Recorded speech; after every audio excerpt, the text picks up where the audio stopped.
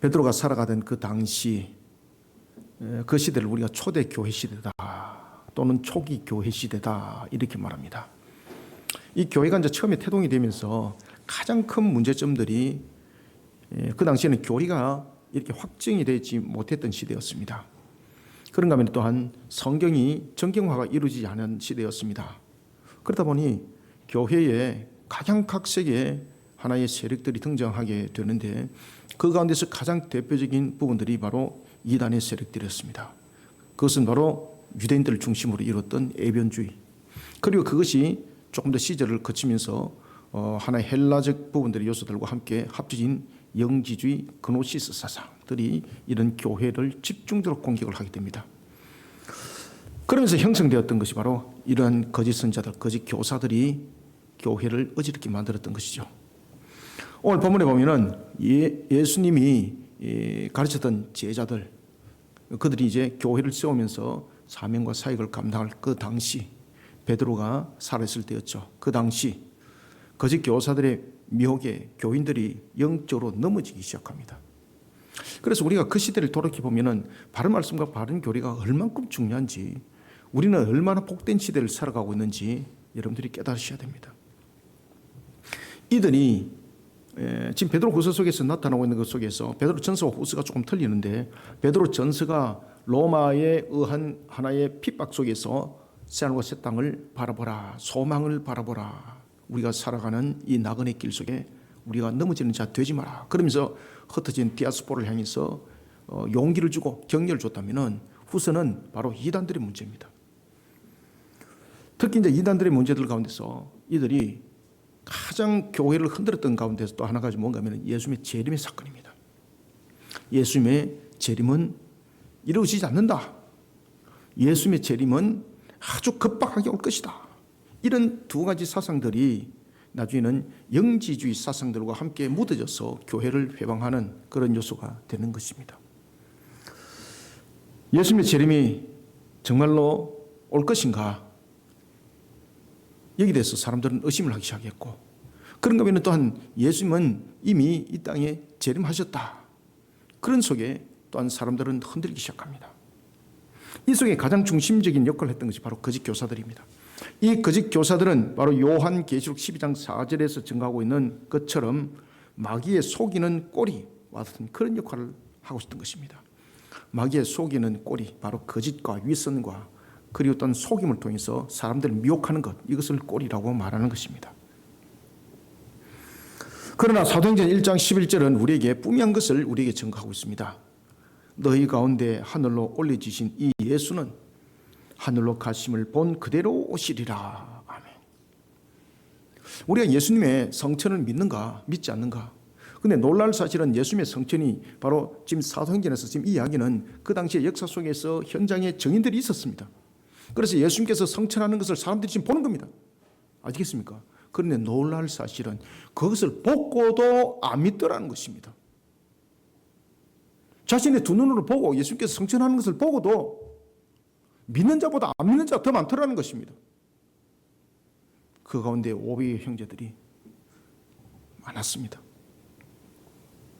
그래서 너희들이 본 그대로 다시 오신다. 재림에 대해서 말씀하셨습니다. 예수님께서 우리가 초림과 재림에 대해서 잠깐 우리가 내용을 한번 간추려 봅시다. 예수님께서 처음에 오신 것을 우리가 초림이라고 그러고 다시 오실 것을 재림이라고 말하고 있는데, 예수님께서 오실 때의 초림의 목적은 오직 한 가지입니다. 무엇을 위해서 오셨습니까? 우리의 죄를 대속하기 위한 제물로, 십자가를 지시기 위한 그 목적으로 이 땅에 오셨습니다. 그런가 하면 재림의 목적은 무엇인가? 재림의 목적은 두 가지를 가지고 반드시 옵니다. 첫 번째는 우리를 구원하는 것을 완전하게 이루는 겁니다. 두 번째, 완전한 악에 대한, 불에 대한 심판을 하기 위해서 이 땅에 오는 겁니다. 그래서 예수님의 재림은 종말과 연결되어져 있습니다.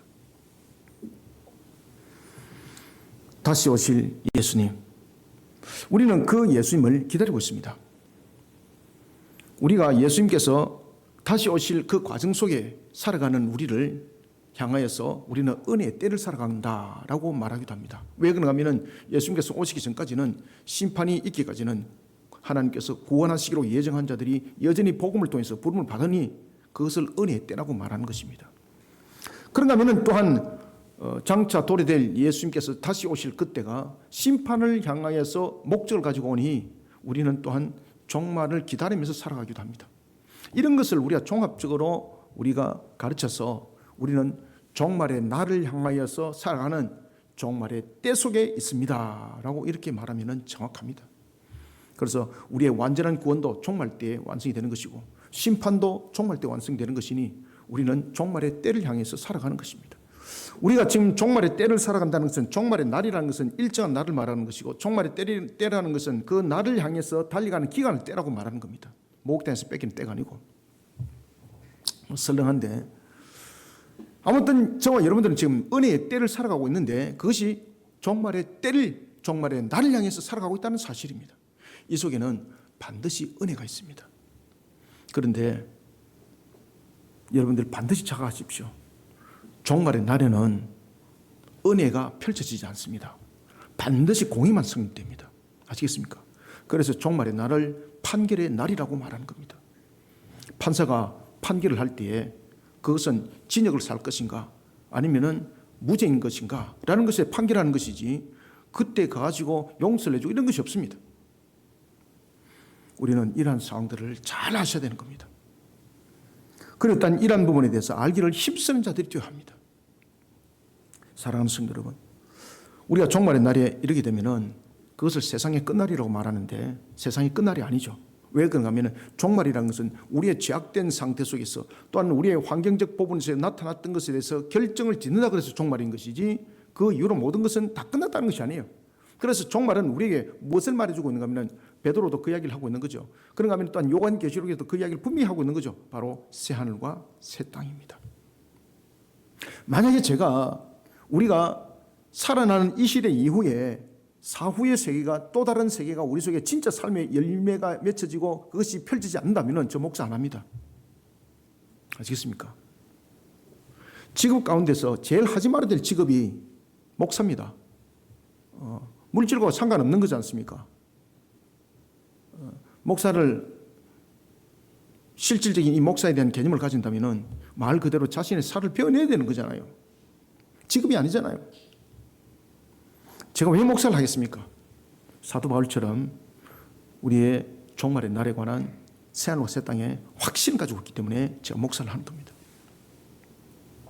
목사가 만약에 믿음이 없다, 새하늘과 새 땅에 대해서 믿음이 없다, 반드시 그만두셔야 됩니다.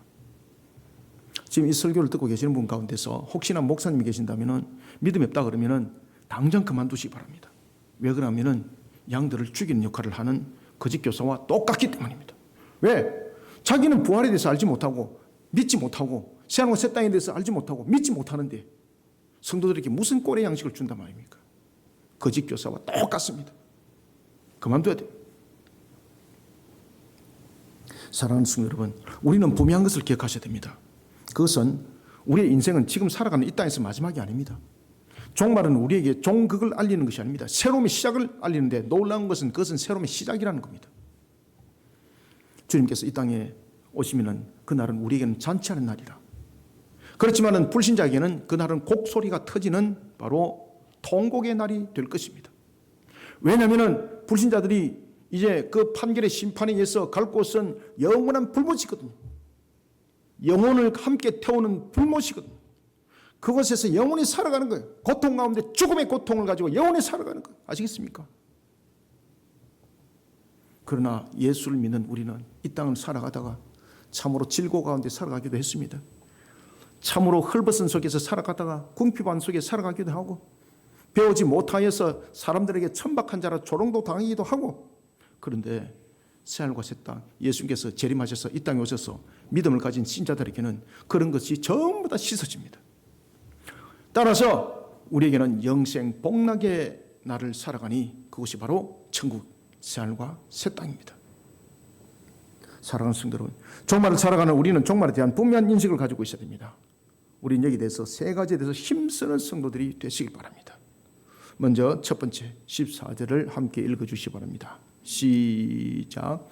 그러므로 사랑하는 자들아 너희가 이것을 바라보나니 주 앞에서 점도 없고 흠도 없이 평강 가운데 나타나기를 힘쓰라. 힘을 쓰라는 거예요. 여러분들 아시겠습니까? 이게 굉장히 중요한 단어입니다. 이게 우리가 주님이 오시는 그날까지 우리가 굉장히 중요한 역할을 해야 되는 것인데, 그것이 바로 뭔가 하면 힘쓰는 겁니다. 힘쓰는 것은 자신을 지키는 데 힘써야 되는 것이고, 두 번째는 또한 주님께서 주신 명령을 감당하는 것에 힘써야 되는 겁니다. 그래서 힘쓰는 것에는 방어와 공격용이 함께 다 있습니다. 힘쓰라는 거, 힘쓰라. 그리고 이것이 신앙으로 연결됩니다. 제가 안에서도 말씀드리겠는데, 신앙은 자라나는 겁니다. 아시겠습니까? 믿음은 주님께서 우리에게 주셨습니다. 구원은 확정입니다. 그런데 이 땅을 살아가면서 믿음 있는 삶을 살아가고, 그리고 또한 더욱더 번영을 이루는, 믿음 있는 풍성을 이루는 삶은요, 그 사람의 신앙의 노력에 따라서 다른 결론이 나타납니다. 아시겠습니까? 그래서 질그릇 같은 삶이 될 수도 있고 금그릇 같은 삶이 이루어질 수도 있는 거예요. 그래서 제가 기도할 때 그 기도를 했죠, 그죠? 이 본문을 가지고 이런 기도를 하는 거죠, 제가. 우리는 먼저 첫 번째 무엇에 힘써야 되는가? 14절을 읽어봤습니다. 우리는 먼저 첫 번째 하나님 앞에 순전한 신앙의 삶을 살기를 힘써야 됩니다. 아시겠습니까? 하나님 앞에 순전한 신앙의 삶을 살아가기를 힘쓰는 성도가 되어야 합니다. 이 내용 제가 토요일날 큐티 그대로 다 올려놨습니다. 축소해서 올려놨습니다. 축소해서 읽어보십시오. 믿음을 가진 우리가 새하늘과 새 땅을 소망 중에 기다릴 수 있는 것은 다른 것에 근거하고 있지 않습니다.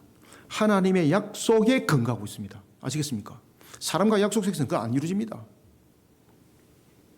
사람 속에는 죄짓는 공장이 날마다 순간순간마다 가동되어지고 있는데, 사람과 약속 속에서 여러분들 잘 지키지는 거 봤습니까? 핑계대고 이유대고. 믿음을 가진 우리가 새하늘과 새 땅을 소망 중에 기다릴 수 있는 것은 하나님, 완전하신 하나님께서 약속을 하셨기 때문에 그것이 우리에게 소망이 되고 희망이 되는 겁니다. 만약에 사람과 사람 사이에 제도적 측면에서 대한민국의 법이 그렇게 되어 있다면 소망과 희망 없습니다. 뭐 날마다 바꾸는데 뭐, 그죠? 자기들 마음에 안 들면 뭐 그냥 막 바꿔버리고, 그러면서 바꾼 것을 공이라 그러고. 그럼 바꾸기 전에는 자기들 안 만들었나? 아시겠습니까? 그래서 세상과의 약속은 아무것도 믿을 수가 없습니다. 우리가 새하늘과 새 땅의 소망을 가지고 기다릴 수 있는 가장 근거는요, 하나님께서 약속하셨기 때문이에요. 여러분들요, 완전하신 하나님께서 약속하셨기 때문이에요. 모든 것을 주관하신 하나님께서 약속하셨기 때문이에요. 그래서 우리는 새하늘과 새 땅이라는 소망을, 근거를 가지고 기다리는 겁니다. 여기에 대해서 베드로후서 3장 13절에 이렇게 증가합니다. 우리는 그의 약속대로 의가 있는 곳인 새하늘과 새 땅을 바라보도다. 아멘.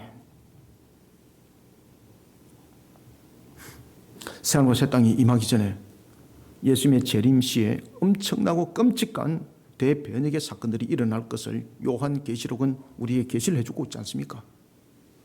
3대 7중 대장, 그죠? 3대 7중 대장이 둘로 갈라진다고 그랬죠? 7 인내장과 7 나팔장은 하나님의 구원의 백성, 그렇죠? 남은 하나를 불러 모으는 것에 대한 재앙이었다면은 대집장은 이제 심판을 앞둔 불신자들 향한 완전히 종말의 심판입니다. 이런 대장이 기다리고 있습니다. 베드로는 믿음을 가진 성도들 향해서 반드시 임할 종말을 두려움이 아니라 소망을 가지고 바라보도록 합니다. 그리고 이 날을 맞이하기 위해서 자신을 하나님 앞에 먼저 온전히 세우라고, 온전히 세우는 일에 힘쓰라고 말하고 있습니다. 온전히 세우라. 그리고 온전히 세우는 데 있어서 힘쓰라. 여러분, 주 앞에서 우리가 점도 없고 흠도 없이 평강 가운데 나타나기를 힘쓰라. 여기서 점과 흠은 무엇이겠습니까? 이 점과 흠은요, 이 거짓 교사들에 의한 가르침 속에서 넘어간 진리로부터 멀어진 모습을 점과 흠이라고 말하는 거예요. 창세기 3장 1절 이하에 보면은 에덴 동산에서 아담과 하와가 뱀에게 미혹당하지 않습니까? 결국은 죄를 범한 모습이 된 것입니다. 바로 그런 모습을 우리에게 말하고 있는 겁니다. 이런 마귀의 세력에 미혹당하지 않도록 우리는 무엇에 힘쓰는 자가 되어야 할까요? 베드로는 답을 주고 있습니다. 하나님 앞에 순전한 신앙의 삶을 살아가기를 힘쓰십시오. 여러분들, 이게요, 쉬울 것 같습니까? 어려울 것 같습니까? 놀라지 마십시오. 너무나도 쉽습니다. 하나님 앞에 우리가 어떻게 온전하게 살아갑니까? 어떻게 순전하게 살아갑니까? 그죠? 결국 순전하다, 온전하다는 것은 순전함은 무엇입니까? 죄를 씻어내는 것이거든요. 순결한 흰옷을 말하고 있는 것이거든요. 그러면은 우리가 순결한 흰옷을 입을 수 있는 것은 우리의 어떤 의지로 되지 않는다는 거죠. 그러면 이것을 순전한 신앙의 삶을 살아가기 위해서는 무엇이 우리 속에 성결되어야 되겠습니까? 먼저 이룬 것이 있어야 되는 겁니다. 요한복음 19장 30절 예수님께서 십자가에서 다 이루었다 말씀하셨습니다. 거기서 다 이뤘다는 것은 우리의 과거의 죄와 현재 죄와 미래의 모든 것에 대해서 죄시험을 우리에게 통하여서 이루어졌다는 것이거든요. 십자가에서. 따라서 우리가 무엇에 가지고 어떤 신앙으로 우리는 순전한 신앙으로 하나님 앞에 설 수 있는가? 다른 거 없습니다. 자기 신앙이 없습니다. 자기 신앙으로 될 수 있는 건 전부 다 죄 짓는 공장이잖아요. 전부 다 가식적인 것들이고 전부 다 위선이지 않습니까? 제가 여러분들이 제일 잘할 수 있는 것이 뭡니까? 가식과 위선이거든요. 우리는 사실은 주님께서 우리를 인격적으로 우리를 온전히 세우지 못하면 우리는 가면의 세월을 살아가고 있는 거예요. 우리는 우리의 지성과 이성과 의지가 하나님의 은혜가 없다면 어떻게 똑바를 수가 있겠습니까? 모든 것을 다 이루신 요한복음 19장 30절 십자가의 신앙입니다. 그리고 십자가의 삶입니다. 이것이 하나님 앞에 온전하게 서는 겁니다. 십자가는 하나님의 뜻을 이룬 것입니다. 십자가는 구원과 관련하여 예언의 성취를 이룬 것입니다. 십자가는 대속에 대해 값의 물음과 의의 전가를 이룬 것입니다. 이런 십자가로 거듭난 성도는 베드로의 말처럼 힘쓰는 자가 되어야 됩니다. 아시겠습니까? 이렇게 거듭난 자는 힘쓰는 자가 되어야 됩니다. 마귀의 세력으로부터 영적으로 스스로를 방어해야 합니다. 하나님 앞에 순전한 신앙의 삶을 살아가기 위해 탐욕과 정욕과 거짓과 위선을 어디에서 몫을 받겠습니까? 십자가 신앙을 몫을 받게 되는 거예요. 여러분 아시겠습니까? 그리고 십자가 삶을 통해서 우리가 이것을 물리칠 수가 있는 겁니다. 이러한 삶을 살아가기를 힘쓰는 예수는 우리 성도들이 되시기를 소망합니다. 두 번째는 우리가 무엇에 힘쓰는 자가 되어야 되는가? 우리는 종말의 재림을 기다리면서 무엇에 힘써야 되는가? 첫 번째는 우리에게 모습 속에 나타날 수 있는 것은 우리가 하나님 앞에 순전한 신앙으로 써야 된다는 것. 그죠? 순전한 신앙으로. 그래서 회개 신앙이 참으로 여러분들로 복된 것입니다. 이 구원파들은 그렇게 말하지 않습니까? 무엇이 회개할 것이 많아서 그렇게 교회에서는 날마다 회개를 합니까? 구원받지 못한 증거입니다. 이렇게 이 거짓 교사들처럼 이야기를 하지 않습니까? 그들 반드시 오늘 본문의 말씀처럼 하나님께서 베드로를 통해서 말씀을 줬지 않습니까? 그들 반드시 전부 다 불못에 던짐을 당합니다. 유명한 연인이라고 천만에요. 한 명도 예 없습니다. 반드시 불못에 던집니다. 그래서 여러분들은 유명한 연예인이 등장해가지고 유튜브에서 헛된 소리 하고 앉아있는 거 그거 귀에 염두에 두지 마시길 바랍니다. 그 친구 반드시 불못에 던집니다. 아시겠습니까? 심판입니다. 심판. 하나님 앞에 온전히 서는 신앙. 그래서 우리는 하나님께서 우리에게 잡음죄도 이미 요한복음 19장 30절에서 다 이루었지 않습니까? 그래서 우리의 회개는 그런 잡음죄를 이룬 것에 대해서 우리는 요한복음 19장 30절에 성립이 있기 때문에 우리의 회개 신앙이 잡음죄에 대한 회개가 있는 겁니다. 오늘도 우리 속에 일어나고 있는 마음의 심령 속에 일어났던 분노, 그죠? 시기, 질투, 이 좀 죄거든요. 그 죄를 우리가 회개하는 겁니다. 그래서 우리가 예배 드릴 때 우리가 간략하지만은 요식행위지만은 우리가 죄의 고백을 하는 이유가 예배 속에 반드시 아시겠습니까? 예배 속에는 반드시 정식적 예배 속에는 반드시 죄 고백이 먼저 일어나야 되는 여러분들. 그래야만이 주님 앞에 온전한 신앙으로 순전한 신앙으로 우리 하나님께 예배 속에 나가는 거예요, 여러분들. 죄 덩어리로서 어떻게 여러분들 우리가 예배 속에 나갑니까? 가인 모습과 똑같은 거예요, 여러분들. 주님께서 그 예배 안 받는 거예요, 여러분들. 그래서 저희들이 예배 순서에 죄 고백이 있는 겁니다. 제일 첫 번째 순서가 죄 고백이 있는 겁니다. 하나님 앞에 순전한 삶과 신앙은 십자가로 만들어져야 되는 겁니다. 두 번째는 15절을 함께 읽습니다. 시작. 또 우리 주의 오래 참으심이 구원이 될 줄로 여기라. 우리가 사랑하는 형제 바울도 그 받은 지혜대로 너희에게 이같이 썼고. 아멘. 이같이 썼고라는 것은 어떤 의미를 가지고 있을까요? 네 마음대로 썼다는 것입니까? 이같이 썼고라는 것은 무엇이에요? 진리, 가르침 받은 그대로 썼다는 겁니다. 아시겠습니까? 누구로부터? 예수님으로부터 가르침 받은 대로 바울도 그렇게 섰고, 예수님께서 가르침 받은 대로 베드로 내 자신도 그렇게 섰습니다, 이 말이에요. 그러니까 다시 말하면은 이 진리의 말씀에 대해서 왜곡함이 없었다는 것이죠. 그러면 진리의 말씀에 대해서 왜곡한 자들이 대표적인 것이 무엇입니까? 바른 가르침을 받은 사실이 없어요, 여러분들. 그들이. 그러니까 엉뚱하게 해석을 하고 앉아 있는 거예요. 말도 안 되는 해석을 하고 있는 거예요. 그래서 우리는 두 번째, 무엇을 위해서 힘써야 되는가? 지금 사도 베드로가 지금 무엇을 주장하고 있는가 하면은, 강조하고 있는 부분들이, 두 번째는 배우라는 거예요. 배우라는 거. 아시겠습니까? 이와 같이 배우지 아니한 상태 속에서는 우리가 거짓 교사들과 똑같은 엉뚱한 것을 풀게 돼 있는데, 그들에게는 하나님께서 영원한 복이 임한 것이 아니라 불못이 그도 그 속에 기다릴 수밖에 없다라는 것을 증거하고 있는 겁니다. 따라서 우리는 두 번째 15절부터 17절에 증거합니다. 우리는 무엇에 힘써야 되는가? 진리의 말씀을 곡해하여 멸망에 이르는 무법한 자가 되지 않도록 먼저 하나님의 말씀에 대해 바른 가르침을 받는 일에 힘쓰는 성도들이 되시기 바랍니다. 그래서 우리가 일주일 프로그램 가운데서 우리가 교회가 월화 바티스트 성경 아카데미 하죠. 그 다음에는 목요일날 목요 성경 공부하죠. 그 전에는 우리가 또 교리 공부도 우리가 했지 않습니까? 그렇죠? 일주일 내내 했잖아요, 우리. 기억나죠?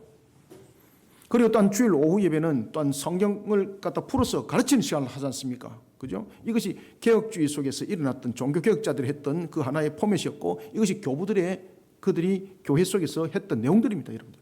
그것을 제가 이 속에서 우리 교회 속에서 제가 하는 거예요, 제가 설교할 때도 본문 속에서 전부 다 들고 돌아요, 제가. 아시겠습니까? 무슨 이솝 동화 이야기하고 그런 이야기 하지 않습니다. 무슨 세상에서 유명한 사람 끌고 와서 이야기하지 않습니다. 성경에서 이야기할 사람이 천지인데 왜 세상 사람들 끌고 들어옵니까? 어떤 유명한 사람 말 끌고 들어오지 않습니다. 왜? 완전하신 하나님의 말씀 읽기만 해도 이 속에 능력이 있는데 왜 엉뚱한 짓을 하냐 말이에요. 그러니까 다시 말하면 진리를 바르게 가르침 받으려고 노력을 하는 것이 아니라 그냥 세상 속에 그냥 달콤한 사탕을 받기를 원하는 그 속에 넘어짐을 당하는 겁니다. 아시겠습니까? 초기 교회 속에서 넘어진 이유도 바로 다 거기에 있습니다. 지금의 현재 교회들도 넘어지는 이유가 다 그곳에 있습니다, 여러분들.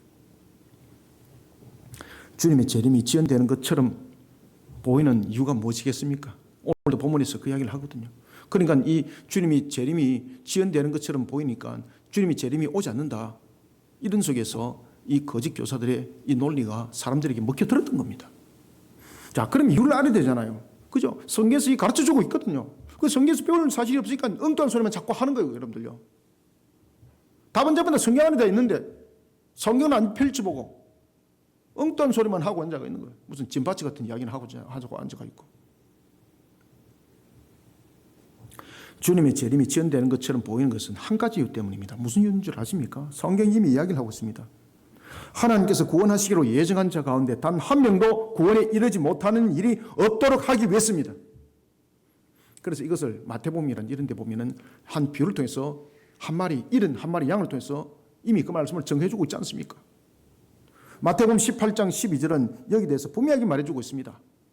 너희 생각에는 어떠하냐? 만일 어떤 사람이 양 100마리가 있는데 그 중에 한 마리가 길을 잃었으면 그 99마리를 산에 두고 가서 길 잃은 양을 찾지 않겠느냐? 이게 주님께서 더디게 지금 오시는 이유입니다. 그래서 요한계시록에 보면은 7인과 7나팔장을 잘 기억하셔야 됩니다. 7인의 장은 깁니다.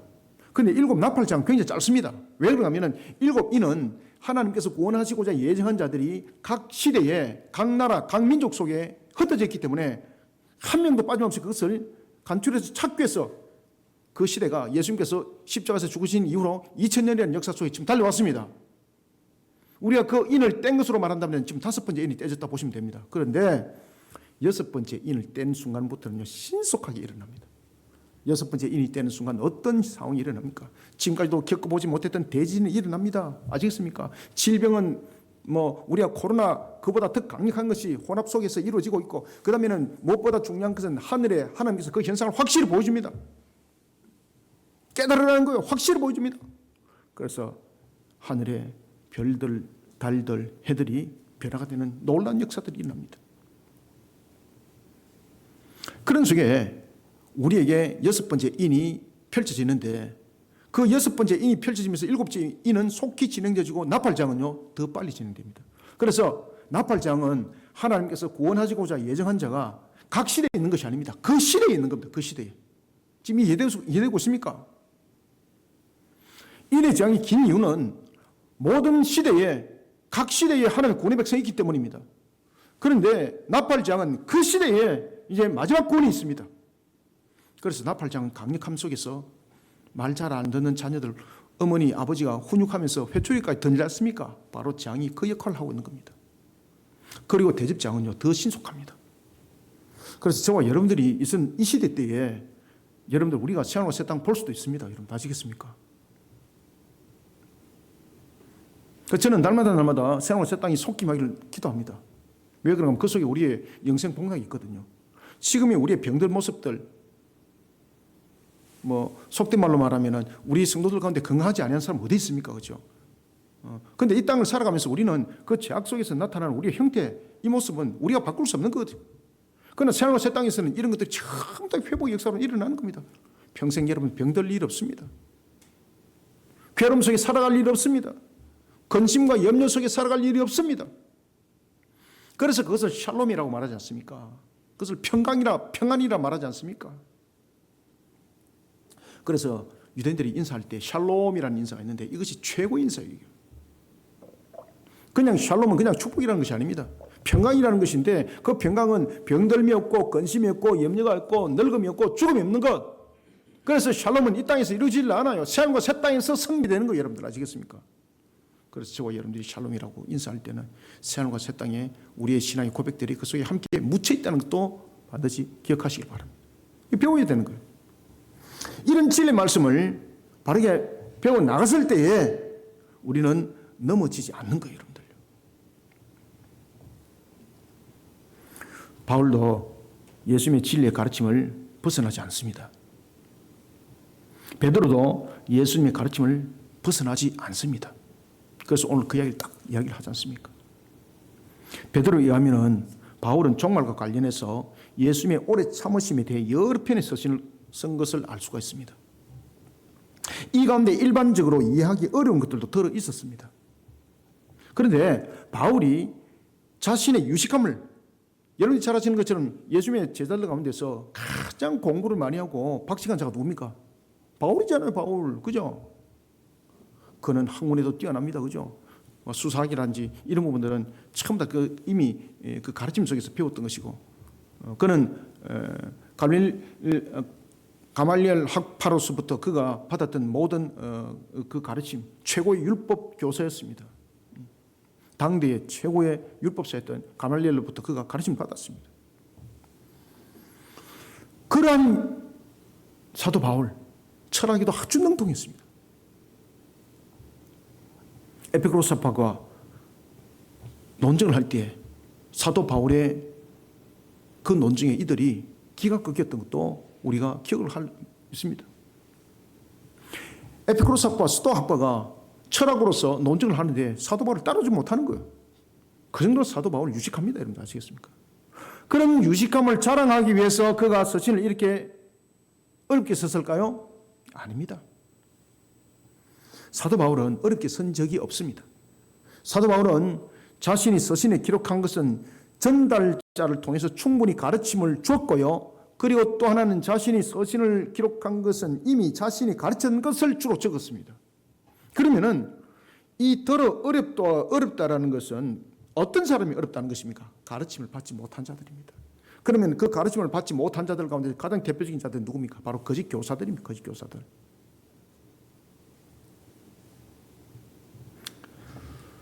그래서 베드로가 일침을 가는 겁니다. 특히 잘 알지 못하는 거짓 교사들은 바울의 서신과 그리고 성경을 자의적으로 해석하고 엉터리로 해석하면서 가르침을 줬던 겁니다. 베드로가 이렇게 말합니다. 무식한 자. 그래서 그들을 향해서 무식한 자들을 말하는 겁니다. 아시겠습니까? 무식한 자들과 굳세지 못한 자들이 다른 성경과 같이 그것도 억지로 풀다가 스스로 멸망에 이르느니라. 아멘.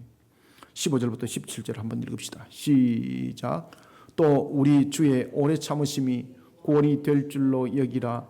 우리가 사랑하는 형제 바울도 그 받은 지혜대로 너희에게 이같이 썼고 또 그 모든 편지에도 이런 일이 관하여 말하였으되 그 중에 알기 어려운 것이 들어 있으니 무식한 자들과 구세지 못한 자들이 다른 성경과 같이 그것도 억지로 풀다가 스스로 멸망에 이르느니라. 아멘. 또 읽읍시다. 17절. 그러므로 사랑하는 자들아 너희가 이것을 미리 알았은즉 무법한 자들의 미혹에 이끌려 너희가 굳센 데서 떨어질까 삼가라. 아멘. 진리의 말씀을 곡해하여 멸망에 이르는 무법한 자가 되지 않도록 바른 말씀과 바른 교리에 대해서 가르침 받기를 힘쓰는 성도들이 다 되시길 소원합니다. 이와 같이 예수님께서도 여러분들 말씀을 가르칠 때에 또한 비유로 가르쳤습니다. 그죠? 그 이유가 무엇입니까? 믿음에 대한 확신을 가지도록 하기 위해서, 그리고 영적인 진리를 가르치기 위해서 신뢰를 듭니다. 비유로 가르칩니다. 왜 그랬습니까? 깨닫는 자에는 깨닫게 하시고 그 다음에 하나님께서 구원하지 않기로 예정한 자들에게는 그 말이 열려지지 않도록 하기 위해서 비유로 말씀을 준 것입니다. 마귀에 속한 거짓된 자들에게는 비유의 말씀이 열린 말씀이 아니고 바로 닫힌 말씀이 되었으니 깨닫지 못하는 겁니다. 그래서 마태복음 13장 12절은 증가합니다. 무릇 있는 자는 받아 넉넉하게 되되 없는 자는 그 있는 것도 빼앗기리라. 아멘. 진리의 말씀을 곡해하여 멸망에 이르는 무법한 자가 되지 않도록 먼저 하나님 말씀에 바른 가르침 받기를 힘쓰는 우리 성도들이 다 되시기를 소원합니다. 마지막으로 세 번째 18절 함께 읽읍시다. 시작. 오직 우리 주 곧 구주 예수 그리스도의 은혜와 그를 아는 지식에서 자라가라. 영광이 이제와 영원한 날까지 그에게 있을지어다. 아멘. 마지막으로 세 번째는 예수 그리스도의 은혜와 그분을 아는 지식입니다. 예수 그리스도의 은혜와 그분을 아는 지식으로 신앙을 성장시켜 나가는 일에 힘쓰는 성도들이 되시길 바랍니다. 제가 서두 이미 말씀드렸죠, 그죠? 신앙을 성장시키셔야 됩니다. 신앙은 그냥 연수된다고 되지 않습니다. 신앙은 내가 모태 신앙이기 때문에 그냥 잘하는 것도 아닙니다. 신앙은 자기 분량입니다. 자기 분량. 자기 분량 그대로 신앙은 성장하고 성장하지 않고 그 속에 나타납니다. 그래서 여러분들이 하나님께서 이미 선언적 축복을 하셨던 생육번성 충만함의 축복을 여러분들 모든 삶들을 통해서 여러분들이 정말로 누리시려면요, 신앙을 성장시키십시오. 신앙을 성장시키셔야 됩니다. 우리가 추수에 관해서 우리가 잔치를 벌일 때에 알곡을 가지고 추수를 거둔 결실을 가지고 잔치하지 자라나는 과정 속에 곡식을 가지고 잔치가 됩니까? 씨 뿌리다고 잔치합니까? 결국은 이 잔치를 하는 이유는 결실이 있기 때문에 잔치하는 거지 않습니까? 신앙도 마찬가지인 거예요. 신앙이 잔치는 어떻게 해야 되는가 하면요, 내가 결실을 맺지 못하는 과정 속에서는 신앙은 잔치를 벌리면 안 됩니다. 그래서 섣부른 신앙 속에서 우리가 모든 부분들을 마치 다 된 밥인 것처럼 떠들다가 훅 꺼지는 냄비 같은 신앙이 되시면 안 돼요, 여러분들요. 신앙은 늘 가열차게, 늘 계속 반복이 되어야 되는 거예요. 늘 반복이 돼요. 그것이 곡식이 자라나는 과정과 똑같습니다. 곡식이 자라면서 추수를 하고, 그리고 추수를 한 것이 한 해 농사로 끝나는 것이 아니라 그 다음에도 또 농사를 지어야 되지 않습니까? 똑같아 신앙도요. 신앙은 여러분들 한 번 잘된 것으로서 평생 누릴 수 있는 것이 아닙니다. 그러니까 하나님께서 우리에게 자연적인 원리를 보여줬잖아요. 이런 것 그냥 단순한 것도 아닙니다, 여러분들요. 그 속에 처음부터 우리를 향한 하나님의 음성이 있습니다. 그래서 우리가 하나님의 음성을 들을 수 있을 때는 사실은 에덴 동산에서 아담이 죄를 범하기 전에는 하나님께서 자연을 통해서 음성을 들었거든요. 근데 지금은 우리는 자연을 통해서 희미하게 우리에게 비춰주기는 하지만은 그래도 그 과정 속에 두신 것을 통해서 우리에게 말씀을 주고 있을 뿐이에요. 그리고 해와 달이 뜨는 것을 통해서는 우리는 오늘도 하나님께서 나를 은혜를 베푸시고 계신 것, 하나님 나를 주관하고 계신 것, 세계 세상을 주관하고 계신 것, 이런 것을 우리가 신앙으로 전부 다 보는 거죠. 그런 신앙의 눈들이 자꾸 자라날 때, 여러분들. 목사님 뭔 소리 하고 있습니까? 그 뭐 자전거 공기는 원리에서 그 학교에서 안 배웠습니까? 그 전부 다 엉터리잖아요, 엉터리. 응? 전부 엉터리잖아요. 엉터리 배운 거 가지고 여러분 주장하지 마시길 바랍니다. 그래서 우리는 예수 그리스도의 은혜와 그분을 아는 지식입니다. 그분을 아는 지식으로 신앙을 성장시켜 나가셔야 돼요, 여러분들요. 신앙은 다른 것으로 성장 안 해요, 여러분들요. 신앙은 설탕 이렇게 해가지고 소다 이어가지고 뽑기 하듯이 툭 치면 불어나고 이게 안 해요, 여러분들요. 신앙은 예수 그리스도의 은혜와 그분을 아는 지식입니다. 그 지식으로 신앙을 성장시켜 나가는 일에 힘쓰셔야 돼요, 여러분들. 베드로는 서신을 마무리하면서 처음 서신에서 했던 말을 마지막에 마무리하면서 재차 또 강조합니다. 왜? 중요하기 때문에. 그 중요한 것이 무엇이었습니까? 예수 그리스도의 은혜와 예수 그리스도를 아는 지식입니다. 이게 뭐가 연결되는가 하면 신앙의 성장과 연결되고 이것이 하나님께서 우리에게 이미 선언적 축복을 하셨던 것과 처음부터 연결이 되기 때문입니다. 은혜는 무엇입니까? 은혜는 그리스도께서 이루신 구속 사역을 근거로 하고 있습니다. 성령을 통해 주시는 은혜를 말합니다. 그리고 지식은 무엇입니까? 그리스도에 대한 지식입니다. 이것은 학문을 공부하듯이 공부해서 얻어지는 지식이 아닙니다. 그리스도에 대해 끊임없이 알아가고 획득하고 배워갈 수 있는 지식을 말합니다. 예수 그리스도의 은혜와 예수 그리스도를 아는 지식은 모두 성령을 통해서 이루어질 수 있습니다. 그래서 가르침을 받으셔야 됩니다. 목사님, 저는 글을 못 읽어요. 글을 못 읽어도 성령께서 그것을 깨닫게 하는 거예요. 아시겠습니까? 그래서 자꾸 배우셔야 돼요. 이것이 여러분들을 복되게 만들어가는 겁니다. 신앙은 그렇게 해서 자라나는 겁니다. 신앙은 반드시 성장시키셔야 됩니다.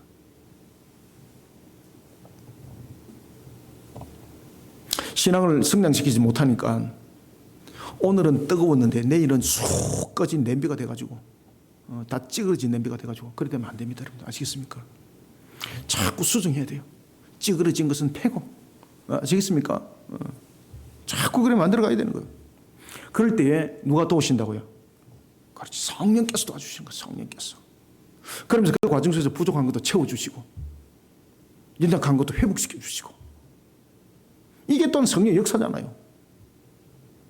이런 속에 은혜가 함께 있는 거예요, 여러분들 아시겠습니까? 그래서 은혜와 지식은 함께 가는 거예요, 여러분들요. 예수 그리스도를 향한 그 지식, 알고자 하는 그 지식, 예수 그리스도를 알고자 하는 그 내용 속에는 은혜가 함께 가요, 항상. 왜? 그것이 신앙으로 연결되는 거니까. 그래서 저와 여러분들이 세상 속에 다른 그릇 키우지 마시고요, 신앙의 그릇을 키우시길 바랍니다. 신앙의 그릇을 키우셔야 됩니다. 그릇은 용량대로 담깁니다. 여러분들이 정말 하나님의 축복을 누리고 싶습니까? 그릇을 크게 만드십시오. 담깁니다. 아시겠습니까? 그릇대로 담깁니다. 그릇대로. 신앙이 종지면 종지입니다, 여러분들. 더 이상 부어봐야 넘치는 것입니다. 신앙은 여러분들이 만들어가는 그릇인데 저와 여러분들이 스스로 능력으로 만들어가는 것이 아닙니다. 우리가 만들어가려고 힘쓰고 있을 때, 그래서 오늘 베드로가 힘쓰라 그러잖아요. 힘쓰고 있을 때 누가 도와주신다? 성령께서 도와주시는 거예요. 성령께서. 모두 성령을 통해서 이루어집니다. 이것이 신앙의 성장과 연결됩니다. 신앙은 날마다 성장해야 합니다. 농부는 매년 짓는 농사를 통해서 추수 결실을 얻는 것과 같습니다. 신앙은 자라나는 것입니다. 자, 18절 다시 읽읍시다. 시작. 오직 우리 주 곧 구주 예수 그리스도의 은혜와 그를 아는 지식에서 자라가라. 영광이 이제와 영원한 날까지 그에게 있을지어다. 아멘. 베드로가 뭐라고 말합니까? 자라가라고 그러잖아요. 신앙 성장시켜야 돼요, 여러분들요. 마태복음 6장 28절에 보면 백합화 자라는 것. 그 다음에 마태복음 13장 31절 겨자씨의 비유, 풍산것을 난주 이러죠. 전부 다 성장이거든요. 그리고 누가복음 2장 40절 아기가 자라면서 강해지고 충만해지는 것, 전부 다 성장 과정을 말하고 있거든요. 그러면서 결실의 열매를 맺는 것을 말하고 있습니다. 우리의 신앙이 그러합니다. 예수 그리스도의 은혜와 그분을 아는 지식으로 신앙의 농사를 지어야 됩니다. 신앙은 가만히 누워있는 자에게 만들어지거나 연수가 지나면 자동적으로 생겨나는 것이 아닙니다. 신앙은 뿌린 대로 거둡니다. 영적으로 게으른 자에게는 신앙을 성장시켜 나갈 요소가 없습니다. 우리가 요소가 있다는 것은 원인이 있다는 이야기인데 원인이 없는데 무슨 그 성장이 있습니까? 아시겠습니까? 없는 겁니다. 요소는 만들어 가셔야 됩니다. 이미 하나님께서 텃밭은 다 주셨습니다. 그죠? 그래서 우리에게 힘쓰라는 거, 힘쓰라. 처음부터 우리 보고 만들어 가라고 그렇지 않습니까? 힘쓰라는 것은 이미 만들어 놓은 것을 그 속에서 너희들이 힘쓰면서 그것을 배워나가라는 것이죠. 이미 하나님께서 다 만들어 놓으셔요. 그래서 우리에게 십계명도 줬고 613가지 법도 규례도 줬고 예수 그리스도에 향한 믿음의 십자가에 우리에게 그러한 신앙의 관점도 우리에게 다 줬잖아요. 그죠? 이미 만들어간 것, 이미 만들어진 것, 이것을 배우고 그것을 실천하고 이런 것이 우리가 힘쓰는 것이거든요. 영적으로 게으르면은 이런 성장시킬 요소가 사라집니다. 예수 그리스도의 은혜와 그분을 아는 지식으로 신앙을 성장시켜 나가는 일에 힘쓰는 성도가 되어야 합니다. 신앙을 성장시키는 동력을 가동시키는 우리 성도들이 되시기를 소원합니다. 말씀을 맺습니다. 예수 그리스도께서 이 땅에 다시 오시는 재림은 종말과 함께 반드시 실현될 사실임을 우리는 확신하셔야 됩니다. 이거는 흔들림이 없어야 됩니다. 여기 대해 성도는 늘 껴있는 하늘의 전사가 되어야 합니다. 왜 제가 전사가 되라고 말씀을 줬을까요? 미혹의 영이 있기 때문에 전사가 되어야 됩니다. 왜? 전사는 싸울 수 있는 하나의 능력이 있어야 되는 것이거든요. 그러니까 우리가 바른 말씀과 바른 교리를 배워서 우리의 모습들을 갖춰 나갈 때 우리가 전사가 되는 거예요. 이를 위해 성도는 주님이 재림하시기 전까지 온전한 신앙을 만들어가는 일에 힘을 써야 합니다. 그렇지 않으면 마귀의 권세와 미혹에 자신도 모르게 넘어짐을 당하게 됩니다. 베드로가 있던 시대에 거짓 선자와 거짓 교사들이 이 시대 위에 다양한 모습으로 지금 나타나고 있습니다. 우리를 미혹하고 있고 속이고 있습니다. 하나님의 말씀에 대한 바른 가르침과 교리에 대한 바른 가르침으로서 무장시키지 않으면요, 영적으로 무너지는 것은 일순간입니다. 여러분들이 지금까지 살아왔던 게 신앙이 20년 걸렸다면요, 순간에 무너지면요 10초, 1초만 해도 됩니다. 그래서 신앙은 계속해서 성장시켜 나가셔야 돼요. 진리의 말씀을 곡해하여 멸망에 이르게 하는 무법하고 무지한 자들의 가만히 있으는 하나님의 말씀이 아닙니다. 그래서 교회가 크다고 다 하나님의 말씀 아닙니다. 아시겠습니까? 우리가 바른 말씀과 바른 교리 속에 우리가 살아가기를 몸부림쳐야 됩니다. 힘써야 됩니다. 바른 말씀과 바른 교리에 대해 배우기를 힘써야 합니다. 그리고 이것을 지켜 준행하고 또한 가르치는 삶의 성화가 일어나야 합니다. 이 일에 힘쓰는 종말의 성도들이 되시기를 주님의 이름으로 축원합니다. 살아계셔서 역사하시는 주님, 주께서 오늘도 우리에게 은혜의 담비를 부어주시니 감사합니다. 성령의 기름을 부어주시옵소서. 오늘도 우리 성도들에게 달려갈 예정의 걸음 속에 오늘도 주신 말씀이 이 한날에서는 금의 말씀이 되게 하여 주시고 우리의 혼과 육과 골수를 찔러 쪼갤 뿐만 아니라 하나님께서 펼쳐주신 말씀이 우리에게는 광명이요 빛이요 소금이 되게 하여 주옵소서. 따라서 우리는 세상을 향해서 이와 같이 하나님의 주신 말씀을 밝혀나가는 빛이 되어지고 또한 주께서 명한 대로 그 맛을 펼쳐나가는 또한 소금이 되어서 하나님 영광 받으시고 또한 우리 성도들은 은혜 충만한 결실이 되게 하여 주옵소서. 우리가 세상 가운데 이미 하나님께서 감람나무 무화과나무로 축복하셨는데 어찌 열매가 없이 그 나무가 복되다 하겠습니까? 만약에 포도나무가 열매를 맺지 못한다면, 극상품의 열매를 맺지 못한다면 그 포도나무 가지로서는 못도 하나 제대로 만들 수 없는 가치. 그러나 하나님께서는 우리를 축복하셨다는 것은 오늘도 우리의 주신 말씀대로 신앙을 만들어가는 일에 힘쓰는 자들은 왜 감람나무, 무화과나무, 포도인가를 다시 한 번 더 조명해 주었습니다. 왜냐하면 하나님께서 그의 모든 삶을 통해서 결실을 맺게 하여 주시기 때문입니다. 그리고 또한 우리는 신앙으로 반응하면서 신앙을 만들어가는 일에 사력을 다하는 자, 힘쓰는 자, 하나님께서 다윗을 통해서도 우리에게 조명해 주었습니다.